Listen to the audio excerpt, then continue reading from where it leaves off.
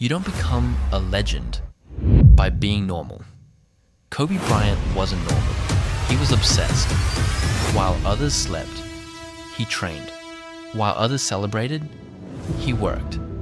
While others feared failure, he chased it. Because he understood something most people never will. Greatness is built in the dark, not in the spotlight, not in the applause, but in the moments no one sees. This is not just a story about basketball. This is a story about discipline, about sacrifice, about becoming unstoppable. This is the story of Kobe Bryant.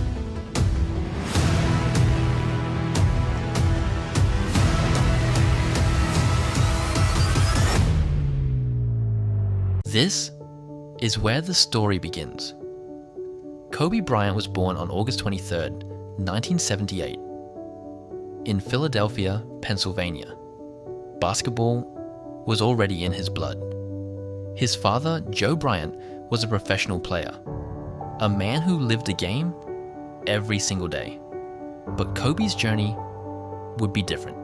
At just 6 years old, he left the United States and moved with his family to Italy. A new country, a new language, a completely different life.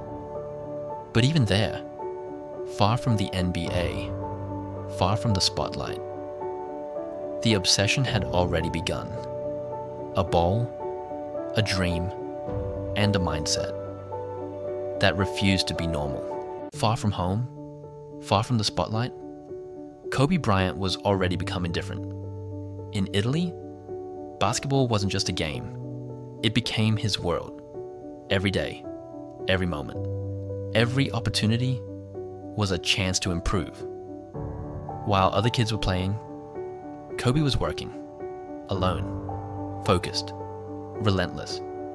He would spend hours watching NBA games, studying the best players, learning their moves, their footwork, their mindset. He wasn't just playing to win, he was playing to understand, to master the game. And even at that young age, he had something rare: discipline. The kind of discipline that doesn't come from talent, but from obsession. Because Kobe Bryant wasn't trying to be good. He was preparing to be great. And then, everything changed. Kobe Bryant returned to the United States, but he didn't come back the same. He came back different, stronger, smarter, more focused than ever before. With the bounce pass, and gets it from Kobe Bryant's Kobe. At Lower Merion High School, he stepped onto the court with something to prove. At first, people didn't understand him, his intensity, his discipline, his obsession with perfection. But it didn't take long. Game after game, Kobe Bryant began to dominate, not just with talent, with work, with discipline, with a mindset that refused to lose. The gym started filling up, crowds gathered, people started talking. Who is this kid? But Kobe already knew the answer. He wasn't playing for attention. He was chasing something bigger, greatness. And now, the world was starting to notice. By 1996, the world was watching. Kobe Bryant had a choice: college or the NBA. He chose greatness. At just 17 years old, he declared for the NBA draft. Kobe Bryant have decided to take my talent to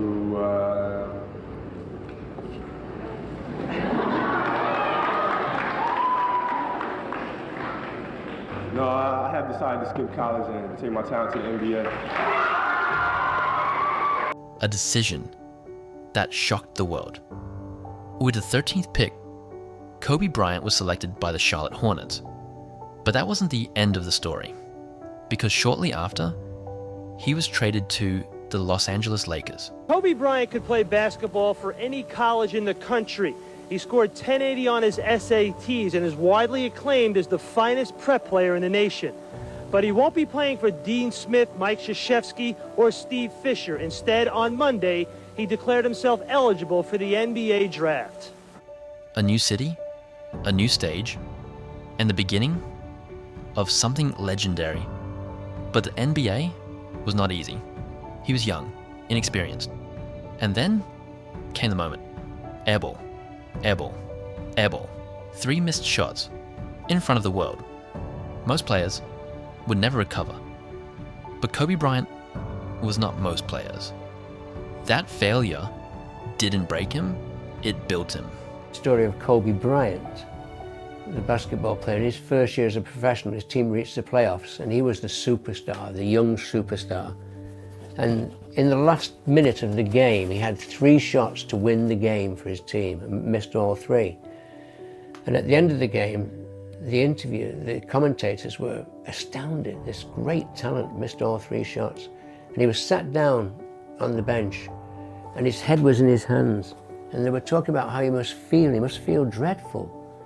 And when he got up to come off the court, they managed to get an interview with him and said, Kobe, you were sat on the bench with your head in your hands, you must have felt terrible.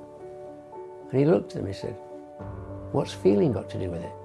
I was working out why I missed those shots. I now know why I missed those shots and I can do something about it. But from that moment, everything began to change.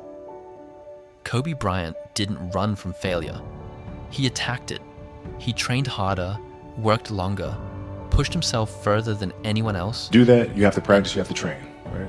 You want to train as much as you can, as often as you can.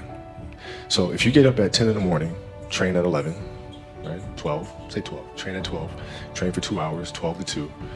You have to let your body recover. So you eat, recover, whatever. You get back out, you train, start training again at 6.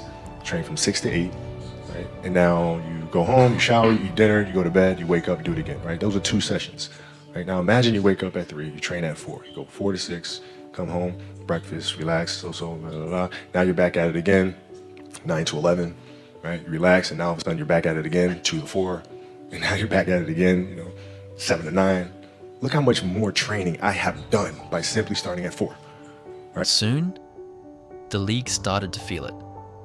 Then came a partnership. That would change everything. Kobe Bryant and Shaquille O'Neal. 2 different personalities, 2 different styles, but one goal, winning.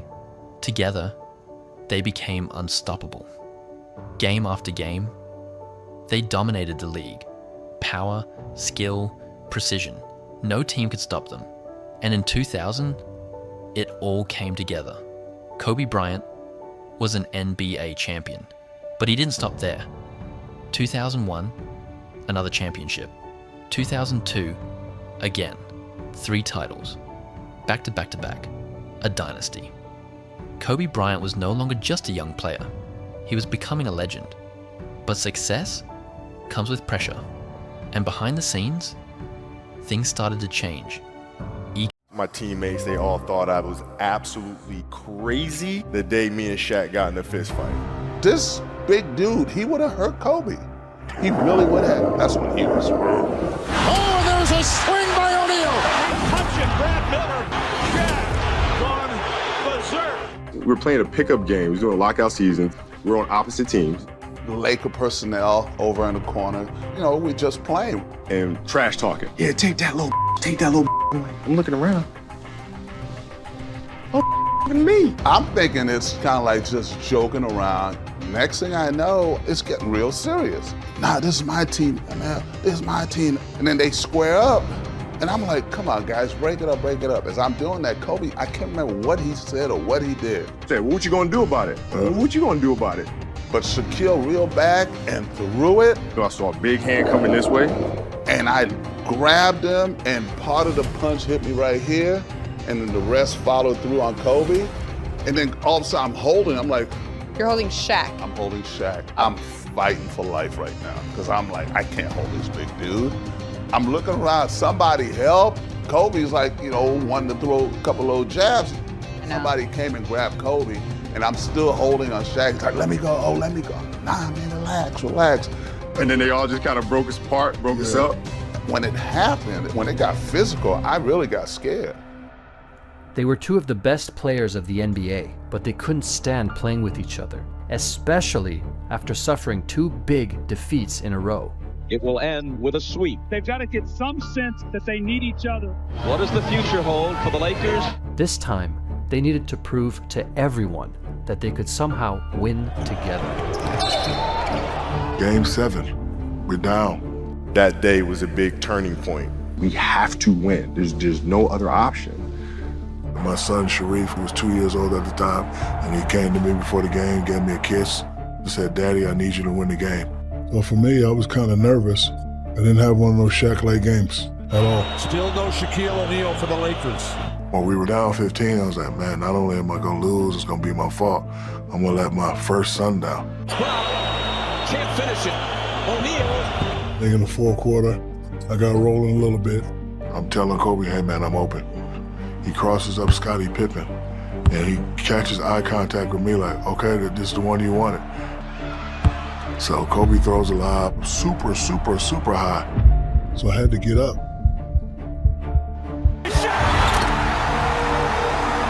I almost didn't jump because I didn't think he was going to throw it. I knew. Goes. Expectations. Tension. The partnership began to crack. And soon, everything would fall apart. But for Kobe Bryant, this was just another challenge. Another moment to prove who he really was. And then everything changed again. The partnership was over. Shaquille O'Neal left, and for the first time, Kobe Bryant was alone. No more safety, no more support, just pressure, doubt, and expectations. The world was watching, waiting to see if he would fall, if he could win on his own. And for a moment, it seemed like he couldn't. The losses came. The criticism grew louder. People started talking again. He can't lead a team. He needs Shaq. He's not enough. But Kobe Bryant heard everything, and he used it. Every word, every doubt, every criticism became fuel. He trained harder than ever before, obsessed, relentless, unstoppable. And then, on January 22nd, 2006, everything changed. Against the Toronto Raptors, Kobe Bryant did the impossible. 81 points, the second highest scoring game in NBA history. A performance that shocked the world. Shot after shot, he couldn't be stopped. Not by defense, not by pressure, not by doubt. That night, he proved something. He didn't need anyone. He was the system. He was the leader. He was greatness. And from that moment, a new identity was born. The Black Mamba. A mindset built on focus, on discipline, on relentless pursuit of perfection. Kobe Bryant was no longer chasing greatness. He had become it, but Kobe Bryant wasn't done yet. After years of proving himself alone, he reached the top again. In 2009, he won his 4th NBA championship. This time, as the leader.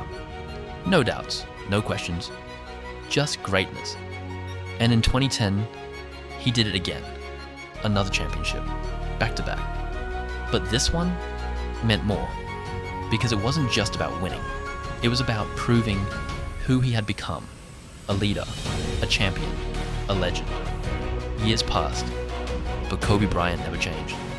The same mindset, the same discipline, the same obsession. Every game, every practice, every moment, he gave everything. Because for Kobe Bryant, good was never enough, only greatness. And even after retirement, his impact never stopped. He became a mentor, a storyteller, an inspiration to millions, teaching the world what it truly means to be relentless, to be focused, to never settle. Because Kobe Bryant was more than a player. He was a mindset, a mentality, a legacy that will never fade. And in the end, his story was never just about basketball. It was about becoming the best version of yourself, no matter the cost. This is the legacy of Kobe Bryant.